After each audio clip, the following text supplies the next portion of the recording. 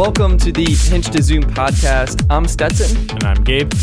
And in this episode, we're doing Pitch Me the Cons, quick news, and diving into subscription services and the subscription economy. Yeah, we're bringing back a segment that we did once before, Pitch Me the Cons, doing, of course, quick news. And we're doing the description. I was just recapping what you were saying in case someone had a mini nap during your initial overview of what we're doing in this episode. Right. Did you appreciate Where are we that? starting? Should we dive into our favorite segment? No, actually, we're going to have our first not sponsored segment where we're going to be not sponsored by something. You know, we're a small podcast, and maybe, you know, even if we do eventually, once we get enough subscribers and enough people listening to be sponsored, maybe we still won't be sponsored. You know, a lot of podcasts they're heavily sponsored. You know, they're like, yeah. They have brands reaching out left and right. They're integrating them into the show. You're interrupted. The story takes a break. Yeah, and so I think it might be worthwhile if we're a podcast that talks a lot about, you know, brands and tech and stuff like that, maybe we should be the one place where you can actually get the truth about products and services and stuff like that, because we're not taking money from brands. That's right. We are not sponsored. Next episode, we are now taking money from brands now. But we're turning around. So we're gonna each get 30 seconds to tell you about a company we're not sponsored by, or an idea we're not sponsored by. So let me get my timer up here, Stats, and you can go first. All right? Okay. Ready? I'm ready to go. It doesn't matter if you're not ready, because we're gonna start right now. You're always thirsty. You need water. You need to stay hydrated and fuel your body to feel good. Swell is a water bottle I've been using. It provides insulation, so there's an interior metal enclosure and then an air gap and then an exterior metal enclosure. This installation barrier keeps your beverage chilled and refreshed so you can enjoy it at its optimal temperature. They have fun designs, and they're a company I really enjoy, and I would recommend you check out their water bottles as well to stay hydrated in style. Stop. Nice try. I actually thought that was pretty good. I thought you were going to do it for water, is what I thought. Yeah. For drinking more water is what you should have. That's the non-spons I would have. You would have joined that bandwagon, got some water. Yeah. But Gabe, what are you drinking right now? I would like to say that I'm drinking Vita Coco. Nice. Sparkling Vita Coco. We're in the competition now. I think there's so many sponsored and non-sponsored segments and brands in this episode. It's getting confusing, but we're under the competition, I think, to see if Vita Coco will sponsor us first, or Swappa. Those are the only two brands we could ever be sponsored by, is what I think we're going to come down to. We'll let you know when we are officially sponsored by one of those. But I think should we just make that rule right now, that agreement, that those are the only two brands those that can sponsor? Only two we'll say yes to. Yeah, those are from here on out. Tweet at those brands, let them know that if they want to sponsor us, it's exclusively only them. We're only open to them. Yeah. We will say yes. Yeah. All right. Okay, Gabe, should I get my shot clock ready to go? Yeah, get your shot clock ready. Okay, I'm ready. Are you ready? Yep. Go. How many of the teeth in your mouth do you like? Do you just like your front one, your back one, your side one? I bet you like all of those teeth. And you know what all of those teeth like too? They like flossing. Because guess what? Brushing your teeth, that doesn't just clean in between them. That cleans only the front and maybe the back if you do a little bit more. But flossing is the one way to clean all of your teeth. Get all that stuff out there. Maybe that popcorn kernel stuck way up there in your teeth. So floss every day. It's important. It's healthy. It's the right thing to do. Bing. Nice, right? That's how you do a segment. Okay. Let me just get the spinach out of my teeth now. Yeah. Yeah. Gabe, I guess you're really into flossing now. That's great. Well, this is just something I started recently. What? You recently started doing more. I always would floss, but for me, the thing is, I have really big hands, so it was hard for me to do actually flossing. So I'm talking. This is only supposed to be a 30-second segment. Oh yeah, now we're getting into it. I can't talk about it too much. Basically, re-listen to it again, and you'll understand that. You'll understand why it's important to get that corn kernel out. Or maybe water pick. I don't know. There's more of the floss handles. Let us know what you're not sponsored by. That is enough. Yeah, tweet at us what you're not sponsored by. But anyways, that was way too long. We got to cut that down. Quick news is actually the thing. We have a lot of things in this segment that are going to be in this episode that are going to be quick, or that have quick in the title or short in the title, but are actually super long. And quick news is just one of them. So what's up first in quick news? Well, there's a lot of gaming related news. First off, so what's just around the corner, Gabe? E3. E3. And what is that? What's happening? E3 is they bring these 3 elephants down to the Times Square, and it's this art exhibit, I think, that they're opening up, right? Okay, so now you know what the E is for elephants, I'm presuming? And the 3 is for that there's 3 of them. Wow, that's brilliant. That is brilliant. That is what I'm gonna go with right here. No, E3 is a yearly gaming conference that takes place in California. I'm pretty sure in Anaheim, and yeah, you have all the big brands there from Microsoft to EA, Bethesda, Ubisoft, Nintendo, and all of them have conference press conferences that they have essentially. It's basically like Apple gives keynotes, and E3 is basically a gathering of gaming brands, and they come together. This is the NAB of gaming, or CES of gaming. Yeah, they'll have booths, and they will also give more proper full-on presentations announcing their new hardware, new games, basically things to get consumers excited, ready about what's next in the gaming industry. Yeah.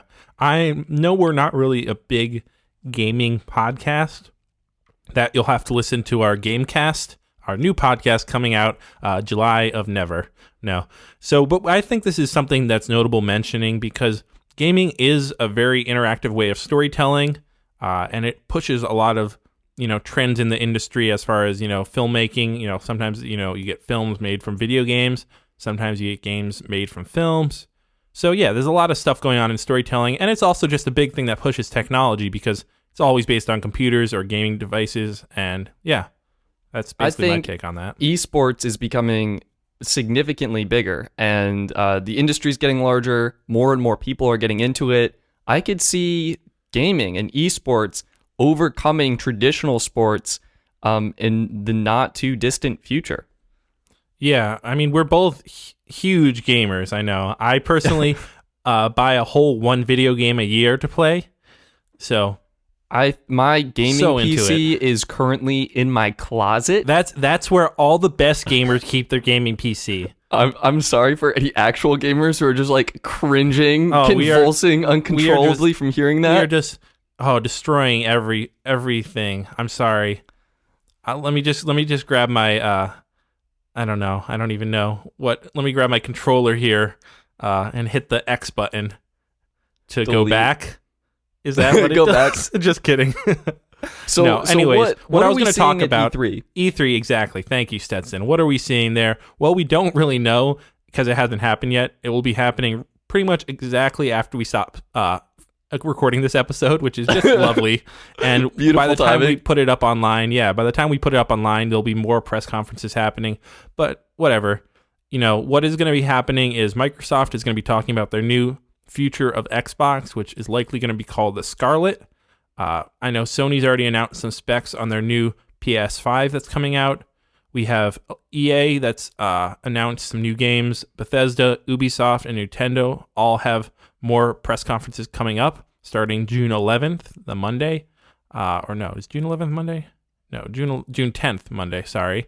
And then June 11th, Tuesday, and the rest of the week. Just keep an eye out on the gaming, bookmark gaming websites and set a Google alert for gaming news, or follow some stuff on Twitter because there'll be some interesting news coming out talking about pretty much what you're going to see for the next year in the gaming industry. Absolutely. And to clarify, so Sony has already come out and announced some of the next generation specs for the PlayStation 5. It will support up to 8K resolutions for all of your 8K TVs. Oh, I have 5 of them. Yeah, I see you have your house basically, the whole wall is lined with just 8K TVs. Yeah, you get 3 of them, and then you have 24 carats, right? Yeah, that's exactly how that. Yeah, boom. The system's going to include an SSD for significantly faster launch times and reduced load times. And more expensive price? PC gamers will know this, and yes, this is true. The price can shoot up.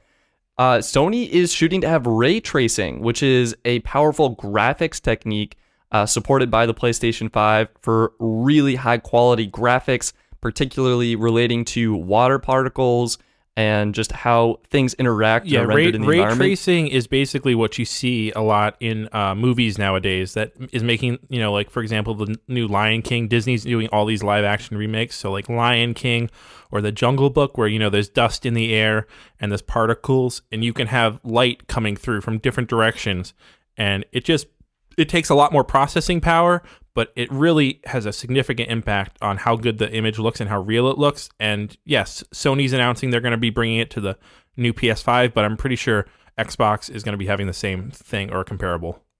And we will find out literally later today. Quickly finishing up with the PlayStation 5, it's going to support AMD's 3rd gen Ryzen 8-core processor.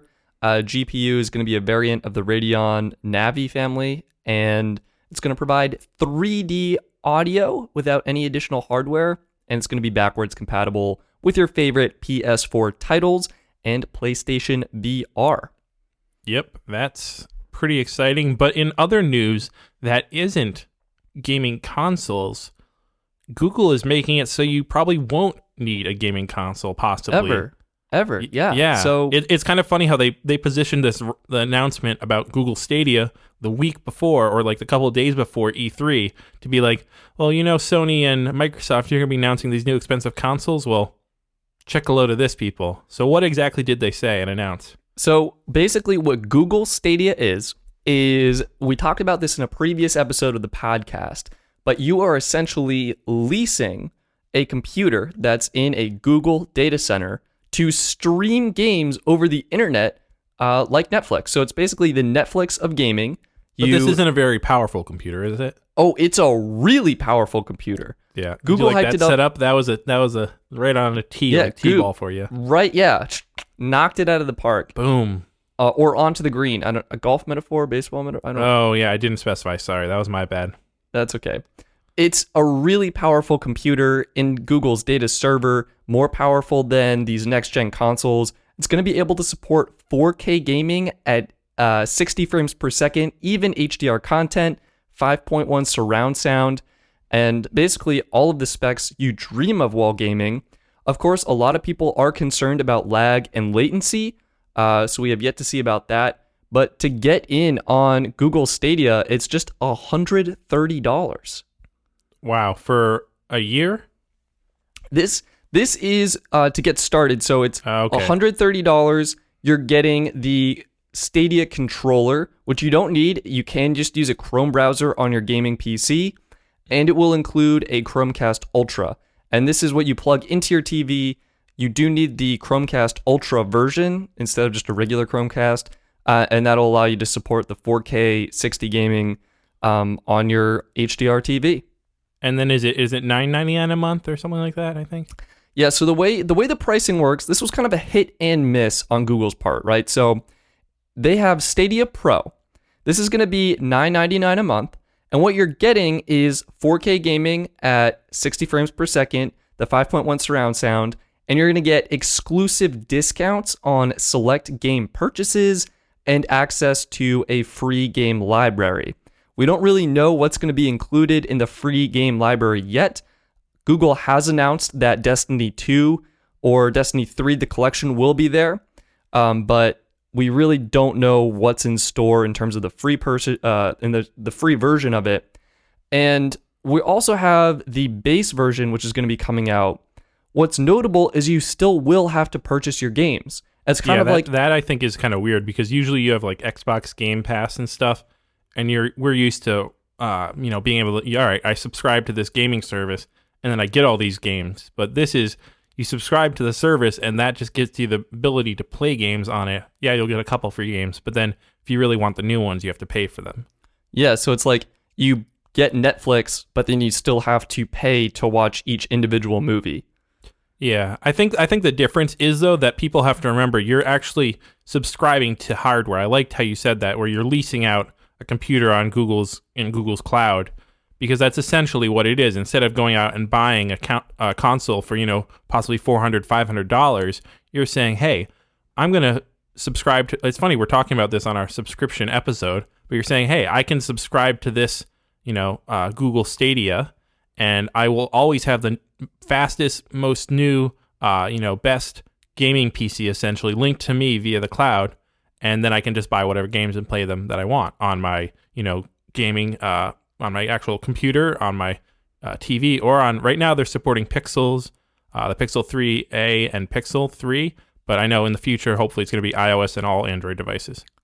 Yeah, and people do seem to have mixed feelings because in a sense you are paying for the service and then paying for the games. I actually think this is okay. And the reason it's okay is you will own the games you purchase, and you only need to pay if you want Stadia Pro. Launching in early 2020 is the Stadia base version, which is going to be free, supports 1080p gaming at 60 frames per second, stereo sound.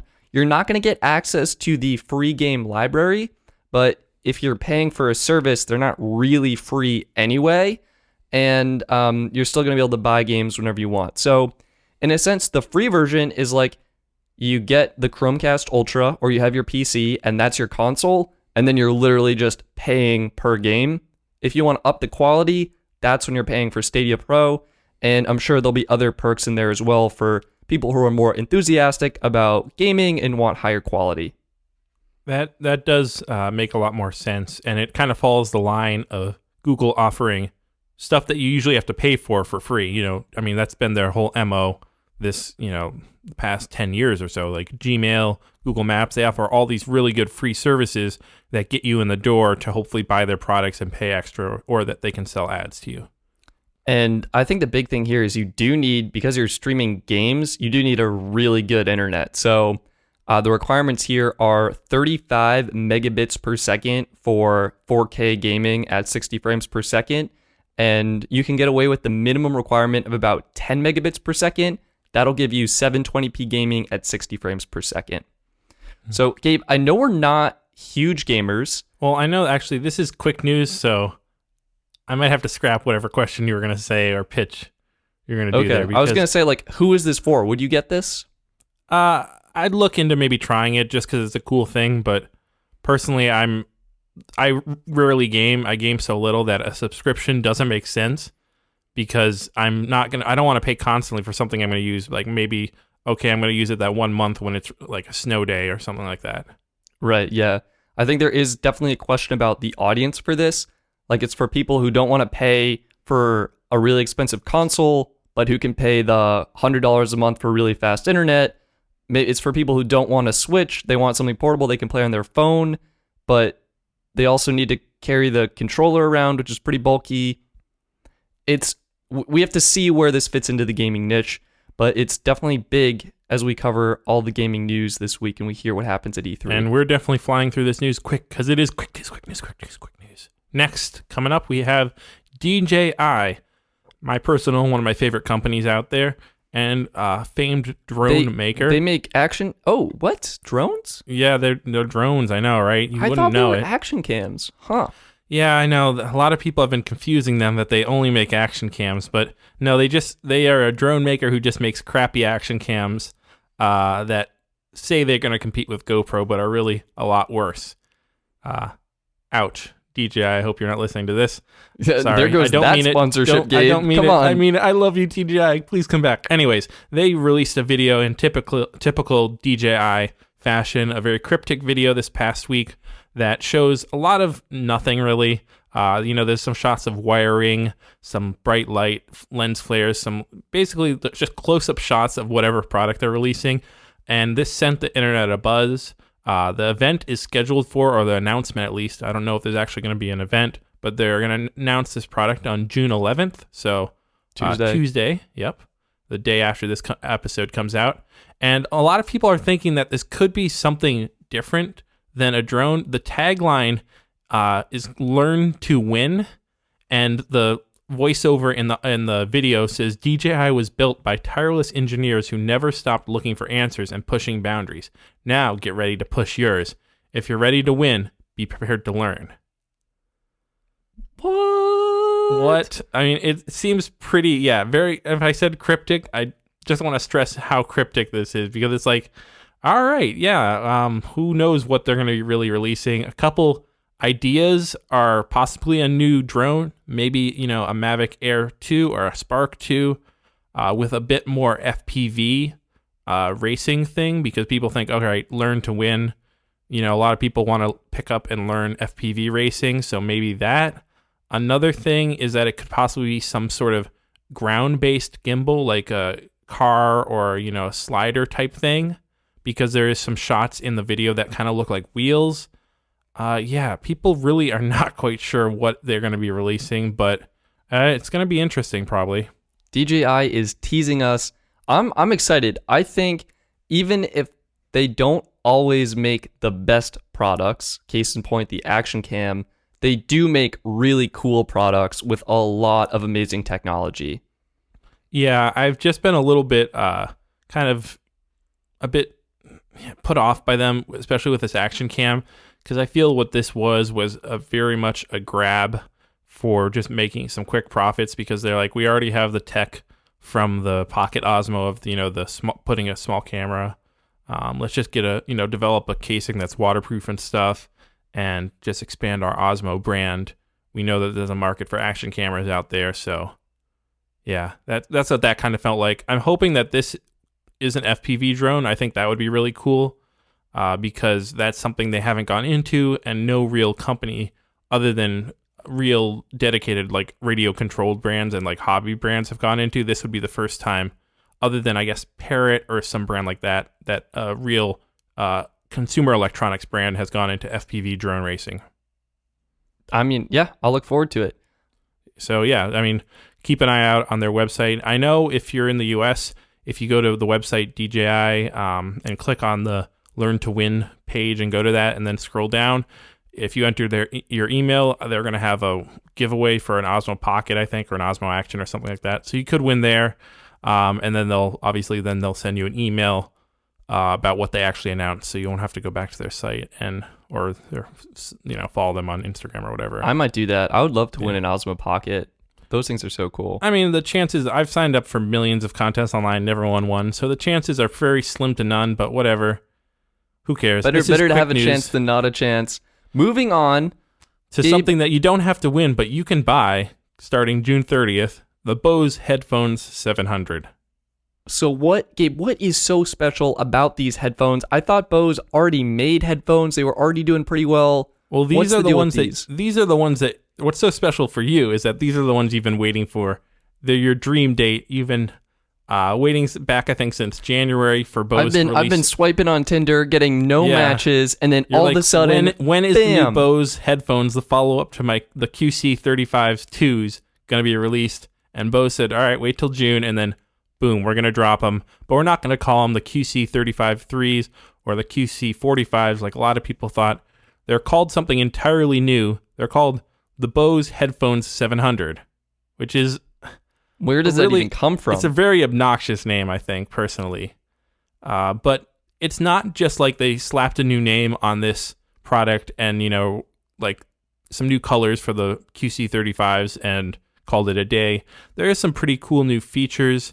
They have 8 microphones built into the headphones.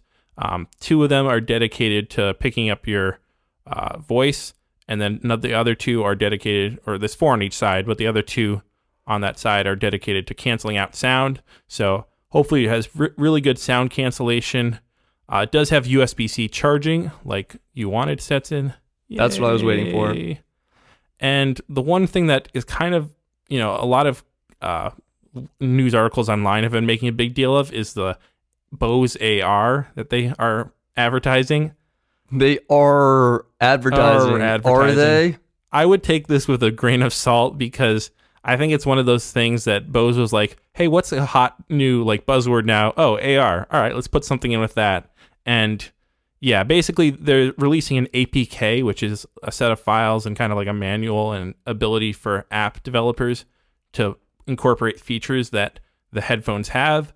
But to really realize the full potential of it, you're going to need, all these app makers to buy into, all right, this is something we're going to use in our apps. So you'd need the ability for Google Maps to say, hey, if you're wearing these headphones and you look at a building, we'll be able to tell you what building that is and like what restaurant or whatever, and give you information all over audio. It's a unique concept and an interesting idea. It's fascinating. Bose is the first to market with this kind of platform. Although we had an announcement at CES where, what was the headphone company? They had like 3D I think it was sound. Dolby, but it was Dolby. slightly different. That was more 3D sound where you could have. It was somewhat similar, but yeah, it's basically like, trying to. Yeah, it's integrating your location with your audio experience. Exactly. Like usually headphones are a very personal experience, and this is trying to, instead of being locked off from the world, headphones connect more with your environment, basically. So that's all we have for quick news. Yeah, well, these will be out June 30th for $400. Stetson, are you going to pre-order them? I have not yet pre-ordered them. I'm thinking about it. $400 is a lot for a listening experience. I may wait for the reviews to drop and then heavily consider picking them up. Yeah, I mean, you know me. I buy every over-ear headphone that comes out. I haven't pre-ordered them yet, but they look very enticing. The one thing that I wish they would fix is they say, oh, these are like the smart headphones. They have a smart assistant, but they really only have Alexa. Oh, no. I just triggered my Alexa. I've done it again. I can't go one episode without this. Anyways, they have Alexa baked in so that if you say Alexa when you're wearing these headphones, I turned it off and muted it now. You can actually voice activate it, but that's only works with Alexa and not Google Assistant or Siri. So are they claiming it will work with all three of them though? No, they're claiming that it's like very integrated into all voice assistants, but it's really not at all with Siri, and it's only with Google if you hit the button. So it's voice activated with Alexa, and then everything else you have to physically click a button on the headphone. Yeah, exactly. So it's not like the AirPods have Siri where you can say, hey Siri, and then, oh no, did I just activate every device I have?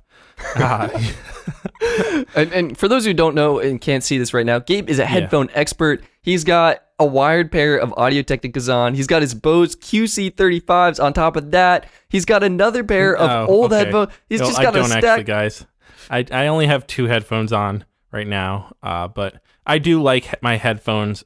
And I like having good headphones because a lot of times I'm wearing headphones because I don't want to bother the people around me with sound when I'm video editing and playing the same 3-second clip back over and over just to get the audio right. I know exactly what you're talking about. Yeah. So that's kind of you. A good pair of cans to put on your head is a good thing for a man when he's in bed. What? That was a rhyme. Oh, yes, it's true. A good pair of cans to put on your head is a good thing for a man when he's in bed. It's honestly good audio. Actually, wait, hello, Bose. They just called. They want to buy that phrase from me. Oh my God. Well, thank you, Mr. Bose. Yes, I will accept. Gabe, no. We already made an agreement. I just sold that line, and they bought the podcast, so I guess we're going to have to end it. Well, this is all right. Anyways, that was quick news. In about 30 minutes. So we're working on it. Once again, it doesn't live up to its name. Now, moving on, we're going to do Pitch Me the Cons. If you don't remember this segment, it is basically every keynote and every, presentation, most notably Apple's, are very splashy, very, filled with buzzwords, chromy, the finish, oh, look how pretty it is. Yeah, they tell you the best part about the products. But what don't they tell you? The cons. Exactly.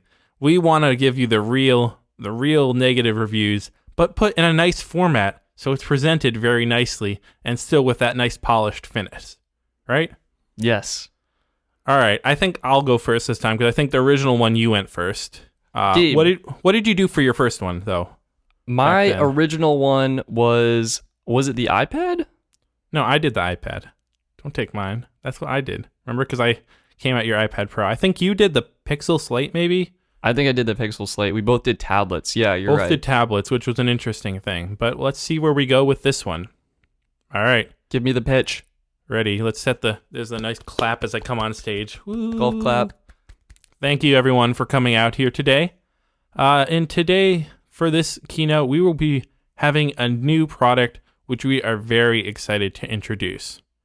Now, first off, we'd like to say, forget about how we gave the info of over 220 million of our users away to Russia via Cambridge Analytica. in 2016. All right, forget about that. Did you forget about it? It's maybe gone. I shouldn't. Can't remember. Maybe I shouldn't have mentioned it again in the beginning, but whatever. Just forget about it. We're moving on. That is in the past. We would like to give you a product that will go right in your home. So no longer are we restricted to your laptops and your phones. This is a product that you can put right on your kitchen countertop, in the sacred space of your home, right in your child's bedroom, and we're going to connect you. Now, we think the best way to advertise this is with emotional ads that talk about children reading bedtime stories, calling your mother on Mother's Day. Yes, we will be releasing these ad campaigns to pull at those heartstrings. So eventually that we will give you an 18-inch tall product that costs $350, or a 9-inch tall product that costs $199 and only has a 720p screen on it. What? Both of these products will have amazing, amazing features for you. And for us, more importantly, they'll be able to collect a lot of data from you on who you call, when you call, how you call, and how long you call, so we can control your timeline and get you to use Facebook more often. And the crowd goes wild with excitement. Wow. Now let's just say, first off, we know that you think that we should say that privacy is very important to us. So we will say just that. Your privacy is very important to us. However, like I said before, we are going to collect a lot of data from how you use this product. And yeah, basically, we're going to know more about you because of this. Now, like I said, the prices for them, $199 and $350. Very expensive, I know. However, to show you how much we really just want you to start giving us more data on you and getting these products into your house, we're going to be dropping the prices constantly. Father's Day, boom, we'll slash the price in half. Mother's Day, boom, get 2 of them for your mom and you, and for the price of 1. All these deals, all this stuff show just how cheaply made these products are. But you can really make a statement of, I don't care about how things look or how design is, or I'm very susceptible to emotionally driven marketing campaigns by having one of these on your countertop. With that, we'd like to present, what is it, Stetson? This is the Facebook portal. Boom, ding, ding, ding, ding, ding, exactly. Oh, by the way, I should mention that this also has facial recognition, so we'll know who's going in and out of your house and stuff like that. And I know we say we're not using the camera and you can cover it up with tape, but who really does that? But yeah, we might also be turning that on in the background. Yeah, Are you going to get one? Be making a blast radius around this product. Do you want 5 of them? I want one in every room of my house. Exactly. You know what? That's the proper I want choice. 2 in every room, one facing each direction. Yeah, basically, I think this is a crazy product. If you've never been into a Best Buy, which is pretty much the only place that has these on display, it is a huge and just obnoxious looking product. Very clunky. Yeah, exactly. It's so clunky. Essentially, all it is an Amazon Echo with like blown up by 3 and then with a screen stuck on it. The one key feature that's kind of cool is that it can follow you around in the room, but that's also kind of creepy, you know? So, yeah, basically, what can you do? Don't get this. Don't get this product. Yeah, it's not a good product. It's almost like a dedicated device for FaceTime. Yeah, or for the Facebook Messenger. Because that's the thing. Messenger. You can only use the Facebook Messenger video chat. You can't use, FaceTime, Skype, Google Duo, none of those, only Facebook's. So it's a dedicated video chat for something that I don't like to video chat on, and it looks awful. And I mean, it's really, actually, honestly, this was hard to sell this product. To sell the cons of this product over audio, because really the biggest con of this product is the look. Like, that's all you need to see. Yeah. So, yeah, hope you guys like the Facebook portal. Thank you. Yeah. But now we have our next keynote coming up. It's really hard to follow that. I want to thank everyone for coming out here today and for listening to our exciting announcement. We have something really great in store for you today, and I think you're really gonna love it. We're introducing. This is actually a messaging service. It's been out for a while, and it is cross-platform. I know a lot of you are really looking for a way to message between your friends. You want it to be, really fast, a great experience. And this is something you can use or you may consider using when you're traveling internationally as well. Gabe, I mean, do you have an idea of where this is going right now? I don't particularly. I mean, I almost think you're doing like WhatsApp or something like that. Yeah, WhatsApp. So we're not doing WhatsApp. That's actually a good product. This one, it's got some great features. So your friends, they may ramble on for way too long. You just can't get them to stop. So we're introducing a 160 character limit. Keep everything nice and short. If you are concerned that maybe you don't look so great in some of the photos that people are sharing, no worries. We're going to compress all of your images because we have a 600 kilobyte max file size. And who even needs messages to be delivered? Maybe you want private messages or you want to take it back. We have a best effort message delivery system, so we don't even have a guarantee that your messages will be delivered. Not only that, we have a fabulous delay, keeps everything, the conversation is spaced out. It'll take the whole day to communicate what you want to say in just a few sentences. And if you have a longer message, if you have that friend who is typing that book and they go over that 160 character limit, we have a really fun feature called auto sort, where the messages are actually delivered randomly, only based on the size of the message. So it's broken up and the chunks are delivered individually. And then it's a fun game to piece together what the message actually says.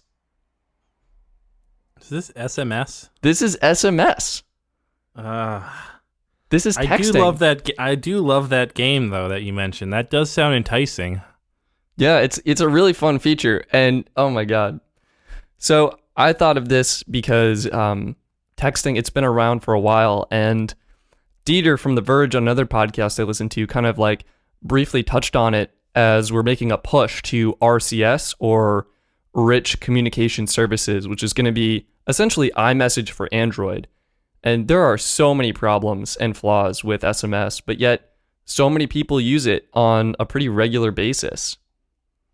Yeah, I can remember, I've been on iMessage for a while, but I still remember the days when it was pretty regular to get those, 6 text messages that are like, all right, this person said, hey, just wanted to let you know the other day I was walking and it's like, oh gosh, where do I piece these together? And you got to like, all right, this one comes here. Like, yeah, that is really brings me back. For something that's so bad, it's unencrypted. So, and when it is encrypted, it's encrypted very poorly. So it's actually pretty susceptible to kind of attacks and things like that.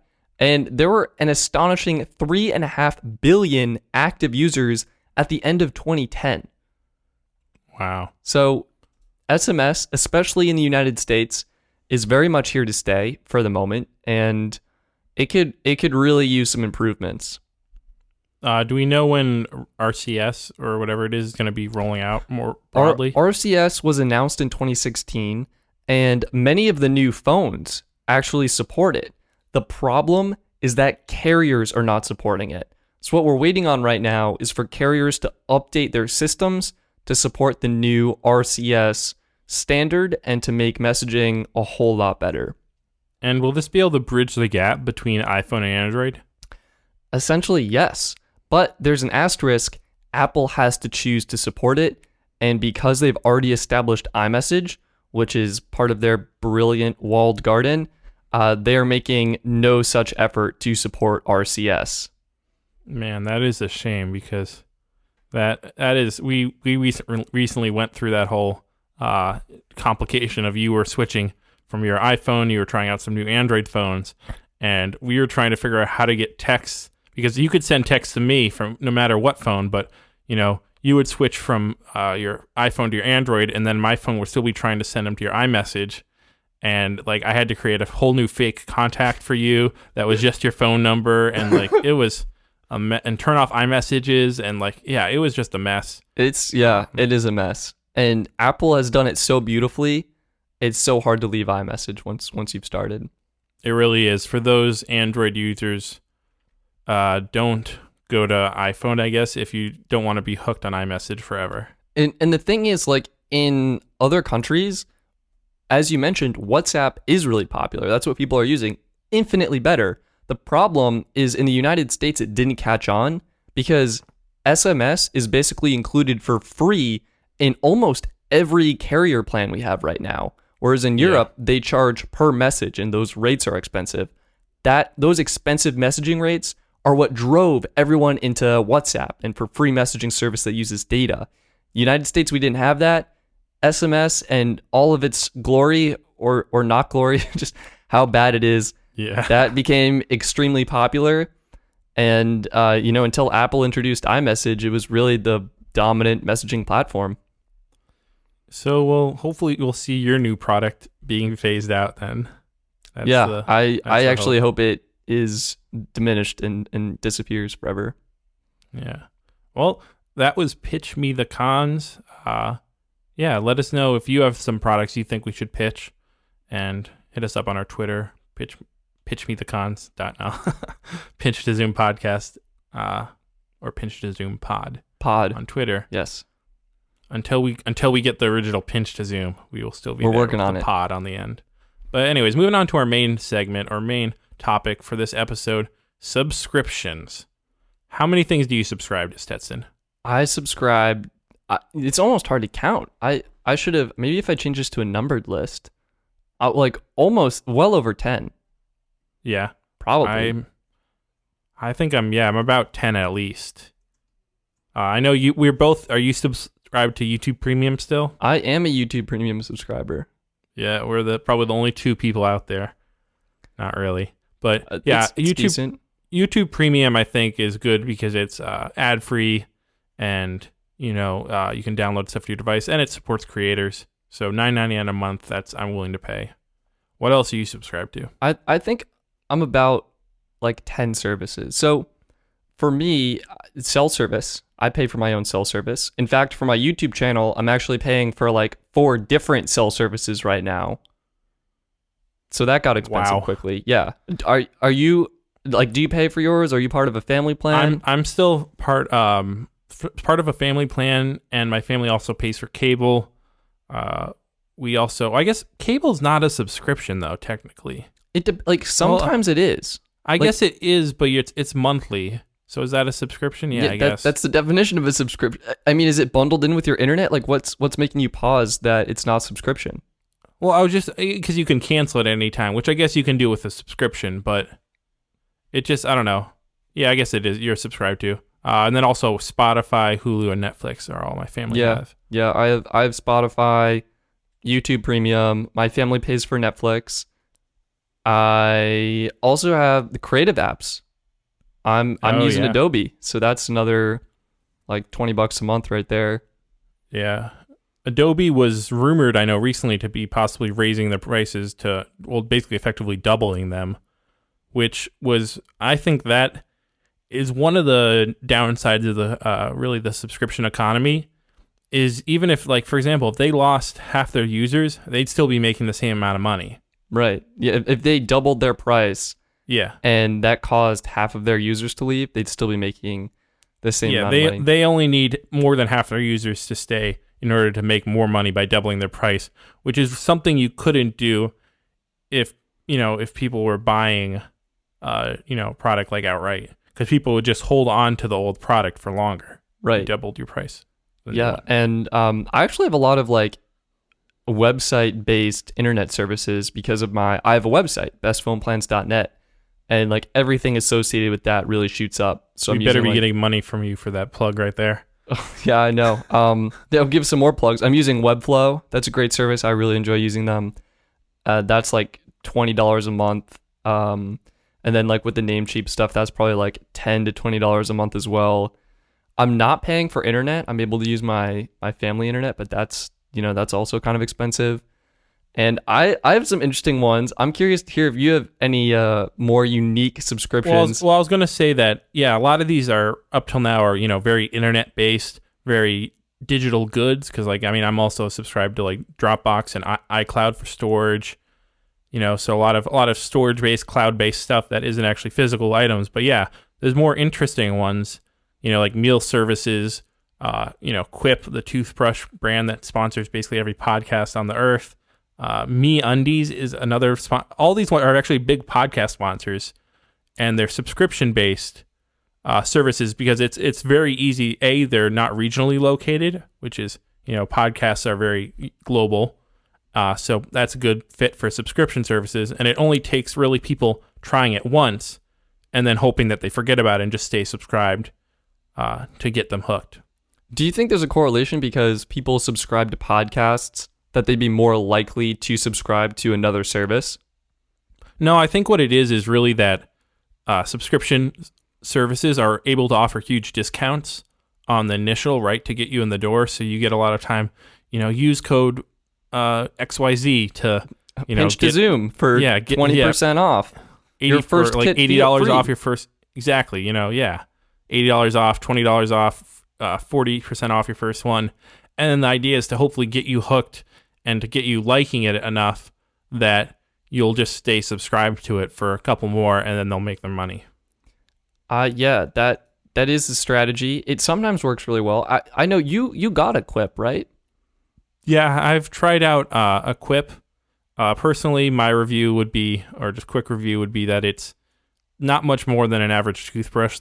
They really talk about that vibration. I have a Sonic Air. It's nothing on the level of that. Basically, the only good thing that it's for is they send you a new brush head every 3 months. And so that's what dentists recommend, that you should replace your brush head that often. So it's a good way to, not have to remember to go buy a new brush. It's like a set and forget kind of deal. Exactly. I mean, that's what a lot of these go on, is that the company does a lot of the lifting work, like the leg work on, like, for example, the meal services. I personally have tried over 4 or 5 of them now. And I really like the ability to not have to go shopping for a meal, like a new recipe, and be like, oh, I got to get this, where is this even located, and also the ability to not have to even decide, like, all right, what are we going to have for dinner tonight? You can just be like, this is what we're having. This is what was sent to me. I think that's actually the biggest point to subscription services is what you don't pay for with money, you pay for with time. And what a lot of these services are doing is saving you time, adding a huge amount of convenience, and kind of giving you some more freedom to do other things with your life. Yeah, that's pretty true. I think I'd say there's probably 3 different categories of subscriptions. There is the online ones, which we were talking about, which are like content or online services. Media. Yeah, media. Then there is the goods market, where you're delivered goods. Maybe like Harry's, Dollar Shave Club, Stitch Fix, yeah. MeUndies. Even the meal services. The meal services start to bridge into where it's an actual service rather than just goods. And then I think the one in the middle, which is possibly something like Movie Pass or some car sharing ones, are where it's a service in the world that you're going to be using a lot, so it makes sense to pay a monthly subscription to it. I would almost put like tools in there as well. I know we as creators, we have Adobe. I recently signed up and gave Soundstripe a try for some music and some videos. And like, these are my unique things. I pay $15 a year for Bear, which is a note-taking application, and $36 a year for Todoist, to-do list tool and an application with an online platform as well. So those are kind of like utilities that I feel I get value out of, and I'm willing to pay for their continued support and development and for adding new features. Yeah, I think those could probably go. It's interesting thinking about where subscriptions came from. Like originally, I'm trying to think, probably the original subscriptions, like maybe like a club membership or like a gym membership or a magazine subscription. And those are most backwards. Like, they want you to sign up and then like never use the service. Well, I think a lot of them want you to never. There's stuff. Well, I guess that's kind of, maybe that's the difference. Is that something like a HelloFresh, you're paying a fee and you're getting sent it no matter what, and the stuff could just rot on the. On your doorstep. Porch. You forgot to cancel. You're on vacation. Oh, no. No. You're just piled up with 20 boxes. The raccoons get it. Yeah. But yeah, exactly. You could get something like that, and it doesn't matter if you use it or not. Whereas something like Movie Pass, which that ended terribly, or some of these car subscription companies, obviously you're getting more of your money's worth the more you use it. How do you feel about like we just talked about gaming, like game subscriptions or like app subscriptions? How do you feel subscribing to a service versus purchasing something outright? I don't know. I go back and forth because I really do like the idea of being able to own stuff. There's something that's nice about it. However, in a digital world, it really makes a lot more sense to effectively lease or rent content and buy access to libraries of space. That way, you don't have to constantly store, all your iTunes songs on your computer, or have, a rack full of CDs and DVDs or games and stuff like that. So that kind of makes sense. However, I don't know. What do you think? Do you like that? Or I love subscription services, and it's kind of awful because you kind of get locked in, like you're paying so much per month, and the more and more services you have, it just adds up so frequently, or it adds up a lot in cost. But I feel like I'm getting a lot of value from the services, and in some regards, it's almost better. And I'm thinking of like game development, right?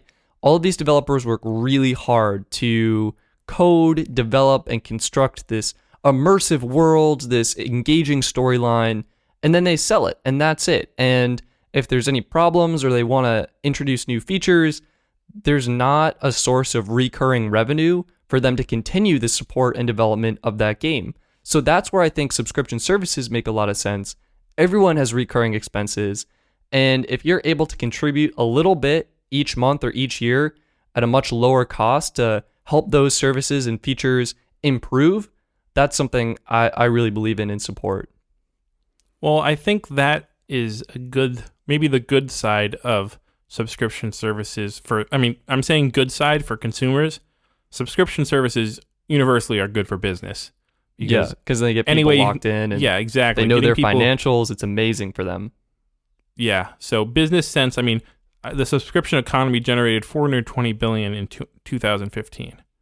That's enormous. That almost doesn't seem right, but yeah, that seems about right, I guess. Where I don't think that the subscription economy is beneficial to consumers is stuff like Amazon Prime, for example. Yeah. So how do you feel that is negative for consumers? It seems great. Like I click a button, I get free 2-day shipping on all my orders. I'm getting what I want. I use Amazon all the time. Like how is this bad? They've proven that. Amazon Prime has gone up. It's amazing how much it's gone up in price over the past 5-6 years. I think it originally was it $80 a year, something like that, $79. Yes, I think it started at $79 a month or a year. Excuse me, a year. Yeah. Good save. Very pricey. We would have been paying a lot on shipping. Yeah, more than the actual cost of shipping your packages. Exactly. But hey, you got to have that subscription. Anyways, yeah. So I think it was $79 a year originally. Now I'm pretty sure it's $129 or it's $119 a year, something like that. It's gotten more and more expensive.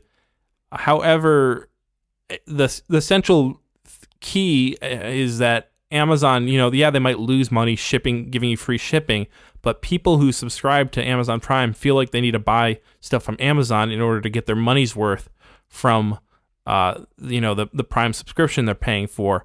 And because of that, people with Amazon Prime subscriptions or are members and get that free 2-day shipping or the free now shipping, they buy a ton more on Amazon. This works out really great for businesses. Another great example is Costco. You pay, I think it's $100 a year to become a member of Costco. And then anytime you need to go to the grocery store, like where do you think to go, right? You basically only think to go to Costco because that's what you're paying for. Same thing. You want to get your money's worth. You want to get the deals. And it seems like this works out, right? All right, I order a lot of stuff on Amazon. I'm getting everything delivered with the free shipping. In the end, it ends up saving me money. Costco, same deal. I think the problem is it taps into our human psychology. So yeah, if you can only be like, I'm using Costco only to buy the things that I would be buying anyways, it's great. But what usually happens is you then start justifying purchases. You being like, hey, well, I'm using this 2-day shipping. I'm already paying for this anyways.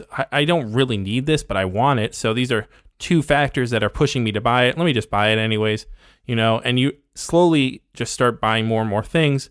I know I a couple months ago, canceled my Amazon Prime subscription, and I've noticed it is ridiculous how much less I've bought on Amazon. Like, you've really noticed it. It is incredible. Compare my purchase history. The past year before I canceled it, I think I'd probably bought over 45 items at least. In this past 4 months, I've maybe bought 2 items. Yeah. It's like incredible, the difference. And a lot of the stuff, it might be stuff I need and I went and bought elsewhere, maybe a little more money, but a lot of it was stuff I really didn't need. It was just compulsive purchases because the app is right easily on my phone. All right, let me just get that, boom, 2-day shipping, done. It'll be there in 2 days. I like that instant gratification is so great. Exactly. Yeah. So I would advise people, give it a try, the Amazon Prime Challenge. Started up as a trending thing. If you're subscribed and you don't really use the TV services and stuff like that, give it a try. Unsubscribe, they'll give you your refund and see how much you don't order, and see how much it saves you potentially. I have never been an Amazon Prime member, and sign up now, Stetson. Actually, I think you need to get on it. I'll send you a link. I will confirm I don't shop a lot on Amazon. In fact, some of the news that comes out about these Amazon workers and the conditions they're going through, it can be kind of negative. And the website Indeed. That's an understatement, I think. Yeah, it can be really, really bad, awful, abysmal. For one of the largest companies in the world to be paying really do a lot so better. Little, they could do significantly paying zero better. in taxes. Yeah. The company I've started supporting is B&H. I really enjoy them and their service. So often, I have to actually they have free shipping. I'm not a member, but they just give me free shipping. So I support don't have B&H. a membership. Yeah, there's no membership. It's just So I will definitely agree with that. If you sign up for a membership, you're significantly more likely to be making purchases from that company. And that's why companies have the memberships. Like, they're basically roping customers in and boosting their sales.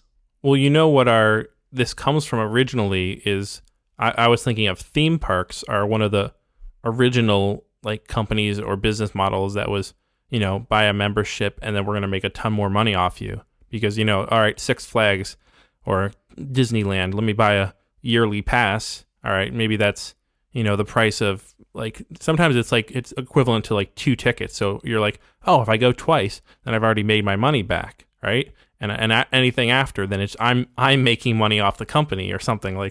I've somehow schemed them. No, they know you're gonna go and buy a soda when you're there, buy a shirt or slushy food. Yeah, everything, theme parks especially are a really good example because once you go through those gates, everything in there, any money that you drop anywhere is going right to them. So it's not the subscription service. It's what you buy once you're subscribed. Yeah. So maybe I have to redefine this thing of that. There's 2 different categories. One category is where it's a subscription service to get in to buy stuff and to where they can make more money off you, and they want Amazon, theme parks. What else would be in there? I can't really think of anything else, but those are the 2 that pop into my head. Whereas, example, a gym, you're not going to go spend more money at a gym. You're either going to use it or not use it. They don't really care that much. I mean, yeah, a little more wear and tear on equipment. HelloFresh, if they send it to you and it rots, who cares? YouTube the environment. Premium, the environment cares. But YouTube Premium, do they care if you're watching it? Not really. You're paying $9.99 a month. Yeah, they'd rather have you more engaged, but it doesn't really matter. Okay, so with all these services, which ones do you think are worth signing up for? Are there any you're considering canceling? And what should our listeners be thinking about? Well, the interesting thing with all of this is I really get how it works because once you're signed up to something, you're and you've used it for like 3 or 4 months and you've kind of gotten used to it, it's really hard to unsubscribe, don't you? You're agree? locked in. Basically, you're locked in. I mean, if I was like, all right, let me just unsubscribe from Spotify now. Well, how do you even listen to music without Spotify? I don't even what do you have to go get an orchestra to follow you around and play music? Like, it's almost like you have to reinvent the whole wheel in your mind. Like what to do. You have to change your habits. I think that's another big thing. Like, true, yeah. Subscribing to things builds these habits. Like, I want to buy a new pair of shoes. Having that Amazon Prime subscription just puts Amazon as the first place to go. Whereas maybe if you're someone who isn't subscribed, you would think to go to a local store and you'd have many more options to consider. I'm kind of surprised that we haven't seen companies like Starbucks or Dunkin' Donuts or these coffee ones open up coffee subscriptions, because I feel like that would be something that could be pretty lucrative, getting people to come into locations to get their coffee. Like, that's a habit. I actually, Boom. this kind of plays into an idea I've had called like the subscription life, where life is a subscription service. You get a certain amount, whatever you make, and you can choose your plan. Like, all right, this plan includes coffee every day. I've got all organic food. I can watch a movie like once a week. Like, that's your plan. And it'll include a car and the kind of house you have. So you subscribe to an identity, essentially? You subscribe to every material item that you own just becomes part of your service, and you just pay that amount each month, and you just get to use and enjoy those. What about people? Could you be like, I want the suburban family lifestyle, 2 kids and a wife. All right. Yeah, that's that. Yeah, add on. Now feature. we're getting into subscribing to people. I think that we've gotten into definitely a dicey territory of like prostitution and we've got to back out. Let's beep beep beep. Abort mission. Get out of here. Eject. Yeah. Command shift Q. No, command option Q. Command option escape. That's kind of true. I wonder if subscription services are kind of the way of the future, as far as like does it make more sense for the environment and for culture and society to, rather than acquiring items, physically? For example, if like cars, do you subscribe for a driverless car taxi service where you just say, hey, I need to go here today at this time, and you go outside and there's a car ready to pick you up? I think we could definitely see that happen.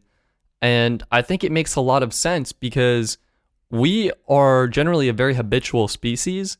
So we tend to do very similar activities or things on a reasonably regular basis. Having these subscription services, I think, makes sense in a lot of different ways. The areas I think it makes the most sense are like music, like pick your music service. It makes so much more sense to do that than to buy each individual song. And, maybe pick your entertainment service. Like maybe you're really into YouTube, so you hit up YouTube Red or YouTube Premium that they rebranded, or maybe sign up for Netflix, or maybe sign up for Hulu. And like in those instances, I think it makes a lot of sense. However, I think this is different than really cord cutting, because cord cutting the cord was essentially another subscription that you were subscribed to, the cable. The cord was a subscription service with ads. Yeah. What you're getting is a subscription service without ads, which is what I believe in. on your schedule. But I think what's interesting with cord cutting is essentially, in the next year or two, you're going to be having to pay the equivalent to what cable cost to be able to get all this content you want. Now that Disney's launching their own service, you got to have Disney, Hulu, you got to have Amazon Prime, HBO, then CBS, like MLB.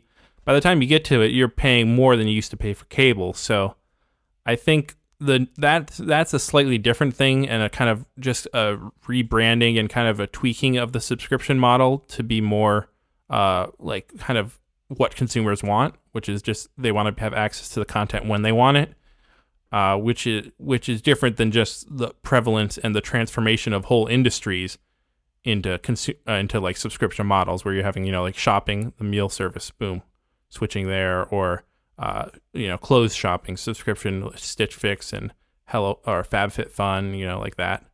It's very interesting. There are definitely some items like clothing. I don't buy any clothing. I've been wearing the same thing for far too long. Like my mom buys that same clothing. Shirt you've been wearing for 3 years. Yeah, this one's actually a little bit more recent. But I mean, basically, like I've had the same pair of shorts for like. You've been wearing that shirt for 3 years. Like, you haven't taken it off, right? Oh, yeah. Oh, thank you for noticing. What gave it away? Yeah. I think it was the whole fact that there's nothing left except for a little rag hanging over your shoulder. That was the That kind giveaway? of gave it away. Oh, yeah. man. All right. Yeah, I've been thinking about a new one for the past year and a half. We'll see what happens. Well, the but- interesting thing, I think, would be what if, because cell phones are kind of more and more becoming subscription models, not the plans, but the actual cell phones themselves, where you lease them essentially for a year, 2 years, and then you upgrade to the newer model. So that's what I'm saying. Like, for some people, clothing does make a lot of sense as a subscription service. For not for me. But my question for you is, like, what about technology? Like, I upgrade my phone way too frequently every year. Some people are like me every year. How would you feel about like a laptop subscription or a computer subscription? Ooh, I don't know, because I think it would have to be, that's an interesting one, because I was going to initially say like camera subscription. I wouldn't necessarily like, because part of the thing with a camera is because it's so intricate a lot of times, is learning how to use it really, and you don't get the real value of the camera until you really, you know how to easily get through the features and all the menus and stuff. So subscription in something that's that complicated and really, takes a while to learn is kind of counterintuitive and not really productive, I think. What about like, like a computer? Like, would that make sense, do you think, for the environment? Let's say a lot of people buy computers, and what do they do with the old computer? Nothing. Like, it sits in a closet, they give it to a relative, or maybe it breaks or something. What if you essentially leased it for a certain amount of time, then traded it in and got a new one right when you needed one? Wouldn't that be better for the environment? Like, all of a sudden, all of your old technology is being reused. It can be repurposed. Again, like, maybe someone has that, they have a lower budget, a tighter budget, so their quote-unquote subscription life, they can afford maybe just an older computer, and it's just being kind of passed down. Yeah, that makes sense. I don't know the exact scientific like studies on that, but I do know for meal services, I always used to think they weren't as green as, going to the store or going to the farmer's market, and they might not be as green as shopping at a farmer's market or something like that. But I do know that compared to like, shopping at a grocery store, that they're actually a lot more better for the environment. A lot more better? Is that right? A lot better for the environment. Yeah, there you go. Overall, even though they all come in, boxes with all this packaging, because they're able to allocate just the amount of food that you need. Whereas if you go to the grocery store, 25% of the food that gets shipped to a grocery store ends up in the dumpster. And then, from what you buy, maybe you buy a pack of dinner rolls and you guys only eat 7 of them and one of them goes moldy and you end up chucking out too. So a lot of waste comes out of our food stream, and meal subscription services are able to really directly give you the amount of food that you need and not have as much waste. It seems like another common theme throughout these services is a direct-to-consumer model. Do you think we'll see a direct-to-consumer model with food? Like, could a grocery store, instead of being a physical store, just be like a shipping center and deliver all of these portioned ingredients and portioned meals to people? I know already Amazon on their site, they have subscription ability for a lot of popular food items, like maybe soda or, I don't know. You know what food items are, right? Like yes, flour, food items. I also eat food items. Yes, I know of this food items. Delicious food item snack. Yes. But yeah, anyways, Amazon already has this. Instacart, I don't think they have a subscription, but I could easily see them rolling one out. They do have one for shipping and like the delivery. Okay. So yeah, I think it's only a matter of time, and maybe that's going to be bad most definitely that's going to be bad for grocery stores, but you probably will see them, transition into kind of localized shipping hubs or something like that. That could be fascinating. And, even some of the items in our house, like your house, you are essentially paying off that loan. That's like a subscription almost, or leasing a car. That's also like a subscription. What is the one subscription you couldn't go without? Okay. I'm looking at, so the biggest one. If I had to say Stetson, no more subscriptions. The biggest one for me is the internet. Like, you can't purchase the internet. You have to subscribe to a plan from an ISP. Okay. So other than services, that's not a necessary, because I think honestly, internet should be It should be a utility more, but something other than a utility. So we're either talking something that's media, something that's a creative service, or something that's a good, physical good. What could I not live without? Yes, that is the question. I think I'm gonna go YouTube Premium. Is that what you're looking for? That's not. I mean, personally, Webflow. I would definitely do Webflow because that's what I'm running my business off of right now. If you could only have one, you don't think you could find some alternative where you buy another software and pay for it? I guess I could. Kirby is an alternative CMS that may work. I mean, in terms of like what I have, there's no way I could transition to anything, so I'd have to keep Webflow. But in terms of all the services, I would be willing to cut. Like, I put Apple News Plus as an example for like a news service or whatever, but I'd be willing to cut Spotify. I could cut Netflix. I wouldn't be able to cut the phone service. But see, for me, Adobe I think CC I could cut. I think for me, probably the biggest one, honestly, would be Dropbox or some sort of cloud storage, because also that's what a lot of these services offer. Like Spotify essentially is offering cloud storage for a limitless library, right? I mean, it's not really cloud storage, but it's the ability to access their cloud. It's like a similar concept. Like media. they have the infrastructure, and you're just getting access to their library of songs on their database. Yeah. But for me, it would be Dropbox or Apple iCloud or, some storage service, because that is really, for me as a content creator and someone, who just is using multiple devices, being able to access, or Google Drive is another good example. I mean, it's free usually, but being able to, upload something here or edit something on this device and go to another device, that is something I definitely am willing to pay for. That's interesting. I actually went the physical route in terms of storage.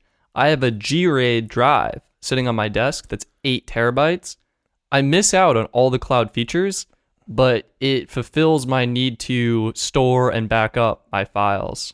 Well, I have multiple, drives, but the thing is that none of them offer, even if you offer, build your own home server, you can set up, the ability to access it remotely and stuff like that, but it's never going to be as good, like a UI as like Dropbox or something on the mobile device, and it's never going to be as fast and offer as many like services and actual like things you can do. Features has a cloud service ever like failed?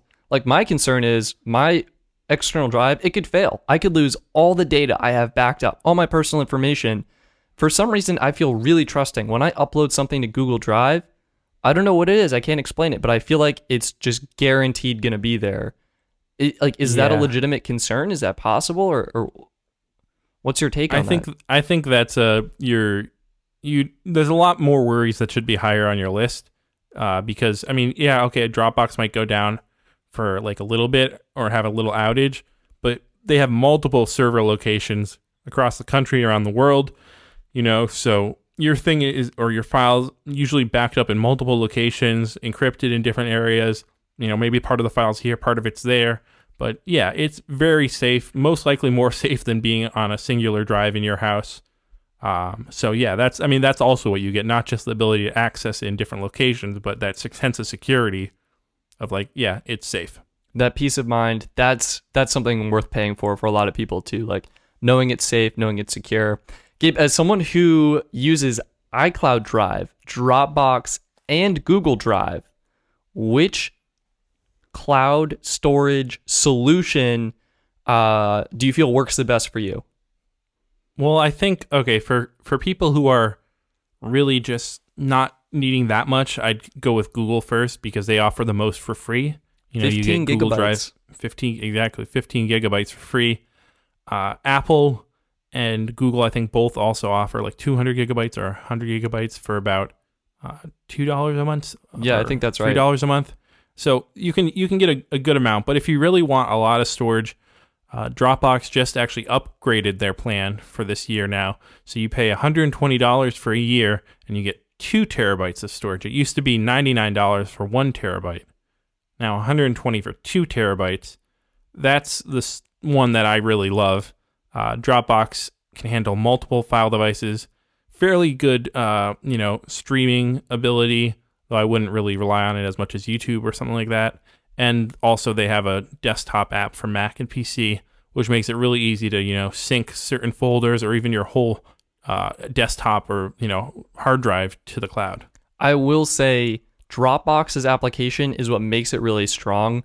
Their online experience, I think, is really weak. For example, like Google Drive, I feel like I can confidently upload and access and manage my files right from their online website. Whereas with Dropbox, I'd really want to download that application and be using that to kind of upload and manage my files. And for iCloud, I just want to comment, this is a unique problem one of my friends has. With iCloud Photo Library or with iCloud Drive, all of the files you need are downloaded locally on your computer, but there's no way to delete them. There's no way to be like, all right, I'm done looking at this like 10 gig video. Will you please offload it? No way to do that. It'll just stay there until it's automatically offloaded. Exactly. Yeah, they use AI or some algorithm to determine, hey, you're probably not going to use this video again, so let's get it off your computer, and then you can choose to download it when you want. Yeah, that's one reason why Dropbox is better. You can set up specific folders and then select, a lot of times, for example, with my Photoshop files, I have one file called Photoshop, and within it, I have all my files, and one folder is called On Mac, and the other one is called Off Mac. And so the Photoshop files I need, well, actually, I don't think I have an On Mac one. I think I just have an Off Mac. So all the ones that I'm actively using or that I might need to go back to soon, I keep just in the folder of Photoshop. And then within the Photoshop folder, then I have that Off Mac one, which is when I'm done for something and just want it simply archived and backed up. If I ever need to come back to it in a year or so, I drop it in there, and that one takes it off my Mac and just saves it in the cloud. That's a brilliant solution. And again, the problem with iCloud iCloud Drive is that golden shopping cart worthy? Yeah, absolutely, Gabe. It might be. The shopping cart is wheeling towards you, but it's a $9.99 a month subscription in order to keep it. Oh no! Anyway, I'm gonna get hooked on it. The problem with iCloud but Drive, I'm winning them so often. I think you'd think I was paying a subscription. Honestly, just delivered on a regular bi-weekly basis. Yeah, exactly. Anyway, the problem is if you can't choose which files are local and on the cloud, essentially your hard drive will fill up until it's almost full, and then you have to rely on this software to offload data that you don't like. There's no way. It's awful. It's awful. Yeah. So yeah, go with Dropbox, unless you don't really want to pay for it. And then try I really Google. like Google Drive, and I think their pricing is probably similar as well. If you're only Mac and you want something simple that works well with Mac, iCloud will probably work for you if you don't need something too complicated and are just looking for simply backing up some photos, maybe a document here or there, backing up GarageBand files, etc. It may work. I would personally lean more towards Drive or Dropbox or Box. What are you currently using for music? We're getting to the end of this episode. Yeah, here. so we're winding down. I currently, funny you asked that, I now have all 3 major music subscriptions. So I personally started off, YouTube Premium, formerly called YouTube Red, was a no-brainer for me. I watch YouTube videos all the time. I despise advertisements, and I'm I pay for premium versions of apps to get rid of ads. I love an ad-free experience. When YouTube offered an ad-free experience for $10 a month, I was on that. And I was using Google Play Music for music. Awful interface, but it has a lot of songs. I recently signed up for Spotify because more people were using that. I'm in a family plan. That comes out to like $3 to $6 a month for my share. So that's awesome. And then I just got Apple Music when I signed up for Verizon's above unlimited plan. So I'll be revisiting that. But really, I use Spotify or YouTube Premium for music. Yeah, I think Spotify is the best music service for cross compatibility on iOS, Android, Mac, PC, smart speakers, etc. And then if you're really only into Apple, devices go with Apple Music, though they do have an Android app and they do have the ability to, use it now on Amazon Echoes. So that's a possibility. I've been fairly happy with Apple Music. The other thing, Google Music, it does come with YouTube Premium, so that's a pretty good thing that you get two things kind of for the price of one. Or that was formerly Google Music. Now it's YouTube Music. Is that what it's called? Yeah, so Google Play Music still exists, and now I think they're trying to transition people to YouTube Music. I'm not sure their strategy. For me, the YouTube Music interface is better, but I still feel like all my songs are on Google Play Music, so I'm not... It's just a weird situation. Yeah, Amazon also does offer a music subscription service because what don't they offer? The only thing I found that really good for is if you have a lot of Echo devices, it offers the ability to be like, ask your Echo, play a song that goes like this and, say the words of the chorus or something. And that's a pretty cool feature, especially for someone like me who constantly gets songs stuck in their head and doesn't know what they are and be like, ugh, I need to hear this song, So that's one awesome thing there. But if you're really just looking for something that you can use on your, your phone and your tablet and then maybe your computer and smart TV, yeah, something like Spotify really seems like the way to go. Spotify's strong. I hear Apple Music is one of the better platforms for supporting creators. And I've actually thought about it to kind of try out using Siri with the music, because you can say, assistant name, please play this song. I love how we have to try to get around and saying any of their names. Siri will play the song, add it to your playlist. Being able to control your music with your voice is awesome. I don't feel I can really do that with anything else but Apple Music at this time. Well, you do know that, with iOS 13, they're adding the ability to ask, at least with CarPlay, for Siri to play stuff from specific apps. But I can't add it to a playlist or... okay, all like, right. Like that, being able to manage my library is kind of what I'm getting at. Now you're just getting picky. Yeah. So what are you personally using? I use Spotify, personally. That's what I use. I do still have a subscription. I paid for a year of the Amazon Music just to use on my Echo devices, but I really probably will end up canceling that at the end of this year. And I have a 3-month subscription for Apple Music, the trial waiting. I've considered signing up for that for the summer possibly, because I do a lot more driving and I have CarPlay in my car. So it's nice to be able to do voice commands for music, but I don't know. It's easier to kind of have your music and playlists all in one place. Oh, yeah. I have playlists on Play Music and on Spotify. It's kind of a disaster. If you do Apple Music, that could tide you over until iOS 13 comes out, and then you can immediately transition into Spotify for your car.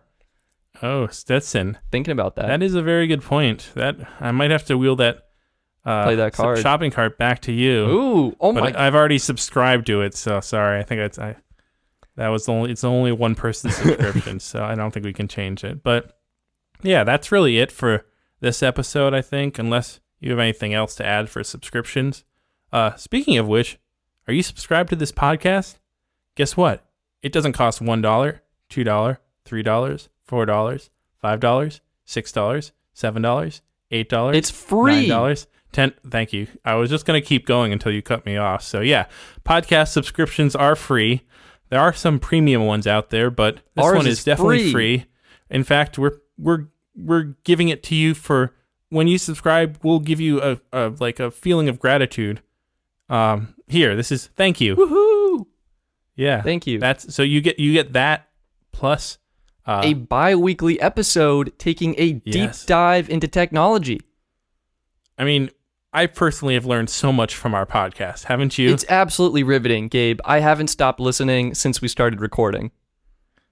I gotta say, I fast forwarded through that Pitch Me the Con segment, so sorry about that. Yeah, I think that's it. So you can find us on Apple Podcast or wherever you get your podcasts. I recently started using Overcast. I like the features it has. If you're listening to this, you know how to find us.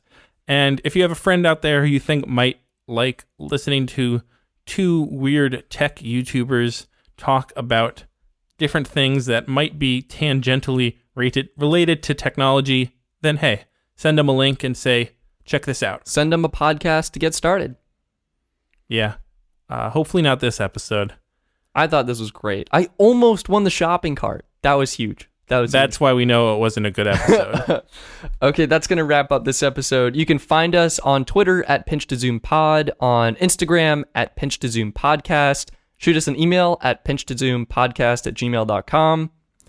And on MySpace at no, this site still exists somehow, but we are most definitely not on it.com. And that's it. Thank you for listening. That's not a real link. I'm Stetson. And I'm still Gabe. Oh, wait, my MySpace profile got deleted. No. He's not Gabe anymore. That wraps up this. Thank you for listening. We'll talk to you next time. I still do have a MySpace account. You what? I never made one. LinkedIn's like my new platform. It's basically just a music service. Didn't they delete all of their songs? MySpace? Like, they had a huge hack and like everything got removed. That's it. I'm switching back to MySpace. What? Wait, after hearing that?